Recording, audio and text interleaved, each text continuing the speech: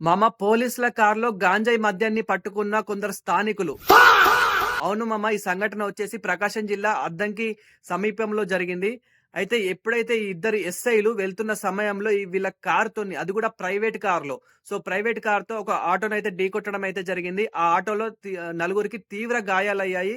అప్పుడే అక్కడున్న స్థానికులు ఎవరైతే ఉంటారో ఆ స్థానికులు చుట్టుముట్టి, ఆ కారు చుట్టుముట్టి, సో, వీళ్ళు ఎవరు అని చెప్పేసి విచారిస్తే వాళ్ళిద్దరు ఎస్ఐలంట. వాళ్ళు కూడా సివిల్‌లో ఉన్నారంట.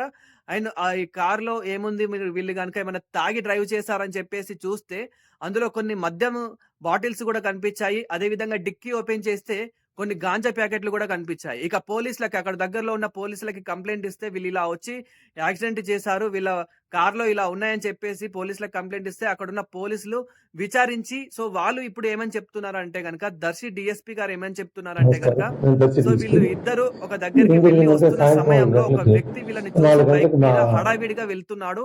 హడావిడిగా వెళ్ళిన సమయంలో అంటే వీళ్ళు గూడా, వీళ్ళకు డౌటొచ్చి అతని ఎనకాల వెళ్ళడం అయితే జరిగింది. అదే సమయంలో అతని బైక్ మీద నుంచి ఈ ప్యాకెట్లనేటివి పడిపోయాయి, గాంజా ప్యాకెట్లు. వీళ్ళు ఆ ప్యాకెట్లను తీసుకొని కారు డిక్కీలో వేసుకొని అతన్ని తరుముతున్న సమయంలో, అతన్ని వెనకాలనే వెళ్తున్న సమయంలో ఈ యాక్సిడెంట్ అనేది అయ్యింది. ఈ యాక్సిడెంట్ అవ్వడం అనేది ఎంతో బాధాకరంగా ఉందని చెప్పేసి చెప్పడం అయితే జరుగుతుంది. మరి ఇది ఎంతవరకు నిజం ఏంటి అనేదైతే ఎవరికీ తెలీదు. బట్ మనకి దర్శి డీఎస్పీ గారైతే ఇలా చెప్పడం అయితే జరుగుతుంది. మరి దీని గురించి మీరేమనుకుంటున్నారో కామెంట్ చేయండి.